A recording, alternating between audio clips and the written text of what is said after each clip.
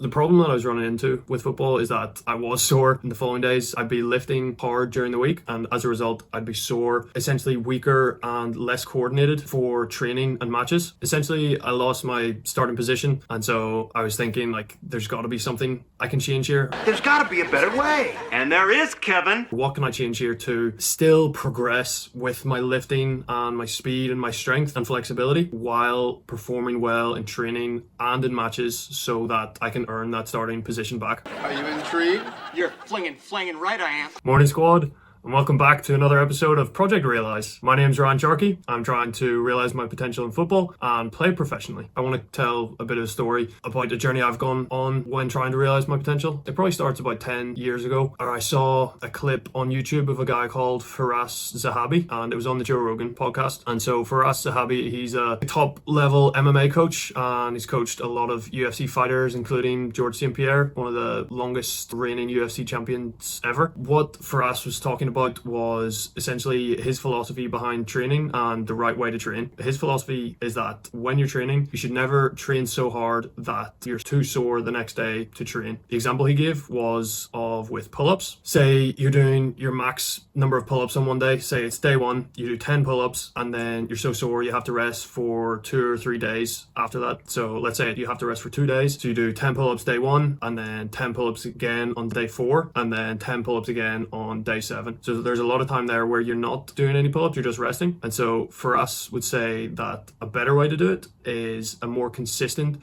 but less intense approach. So continuing with the pull-up example, he would say you do as many as you can without being sore the next day. So let's say you can do 5 pull-ups on day 1. You're not sore, so you're able to do 5 pull-ups again on day 2, and then again on day 3, and then maybe on day 4 you're able to do 6 pull-ups, and then 6 pull-ups again on day 5, 6 pull-ups again on day 6, and then maybe on day 7 you're able to do 7 pull-ups. So over the course of the week, you're not sore and you're able to be more consistent, and as a result get more pull-ups in as compared to doing your max on day 1 and day 4 and day 7. I came across this clip and this philosophy maybe about 10 years ago, and when I started playing football competitively again over the last 3 or 4 years, it didn't seem to make complete sense. It felt like it made more sense to lift hard in order to get stronger and faster and then be a bit sore the next day. That seemed like the best way to improve my speed and my strength. But the problem that I was running into with football is that I was sore in the following days. I'd be lifting hard during the week, and as a result I'd be sore and essentially weaker and less coordinated for training and matches. And so when I was playing in the lower leagues of Northern Irish football, so like the 9th division and the 7th division, it wasn't as much of a problem because the standard was lower, and so I was able to play well in training and matches even with my sore and less coordinated legs and body. But as I've moved up the leagues in Northern Ireland, so now I'm playing in the 3rd division of Northern Irish football with Lisburn Distillery, it's become harder to do that. So at the start of the season I had the starting position at Lisburn Distillery, and then when I introduced my lifting again, I was more sore and I wasn't playing as well in training and in matches. Essentially, I lost my starting position on the team, and I wasn't performing as well in training and in matches. And so I was thinking, like, there's got to be something I can change here, or what can I change here to still progress with my lifting and my speed and my strength and flexibility while performing well in training and in matches so that I can earn that starting position back. That's when I kind of remembered about Firas Zahabi's philosophy again, and I rewatched the Joe Rogan clip, and this time it just made so much more sense to me, and it seemed to apply to me way more. And so I basically took the philosophy and applied it to my current lifting program and my current training. And so I'm going to hop on the laptop and show you what changes I made and the impact that it had. So yeah, this is my spreadsheet for my lifting schedule. This is my current schedule. So in football season V3, consistency over intensity. So based on ATG Pro and the Firas Zahabi principles, so that I'm not sore for training and matches. I'm just going to show you real quick. There's been several iterations like across my football journey, basically starting with what was suggested from the program that I was taking. So it's basically based off like knees over toes guys, lifting philosophy and training program, or the Athletic Truth group. You may have heard of either of those. So that's where I got all the exercises. And then so just to look at the lifting schedule that I was using before I started applying the Firas Zahabi principles, is that reverse out knee pain and all my other leg exercises were mainly done on Mondays, plus a little bit of arms. And then Tuesday was a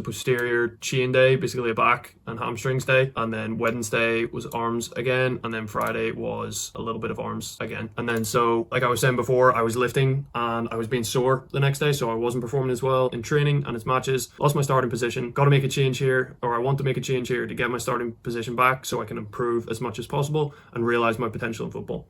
So applied the Firas Zahabi principles of consistency over intensity. And so I brought most of my leg exercises on Mondays as well as Wednesdays. And then depending on if I played the game on Saturday, so say I played the game like 90 minutes on Saturday, I probably wouldn't lift as my legs were going to be pretty tired and sore already. But let's say I spent 90 minutes on the bench, I'd be like, okay, here's another opportunity to get some consistent lifting and improvements in. I would do another leg session in on the Saturday. And then similar story for the posterior chain and the back sort of day. So Tuesday be posterior chain, and then again on Thursday. And then same story if I wasn't playing the match, or if I was on the bench on Saturday, I would get another posterior chain day in on Sundays. So basically just getting in way more lifting sessions, making them less intense so I'm not sore for training and for matches, and so that I can perform better and improve more in those as a result. And what's cool is that it's kind of had the exact impact that I wanted it to have. A great success! So I'm still progressing my speed, my strength, and my flexibility through my lifting, and I'm no longer as sore in training and in matches, and as a result I've been performing better in training and matches, and it's looking more likely that I'll earn my starting position back. Just got to keep progressing with my lifting and keep working on my individual football training as well. And heard a really good saying recently, like, excellence is hard to be ignored. So if I just keep working, keep improving, hopefully I'll get my starting position back and be in a better position to realize my potential in football. I hope that you guys are able to find some use in that philosophy as well and can apply it to your own lives and your own journeys. That's pretty much it for the episode. Any questions, stick them in the comments. Hope you guys enjoyed, and see you in the next episode. Peace. I don't know why I say peace. See you later.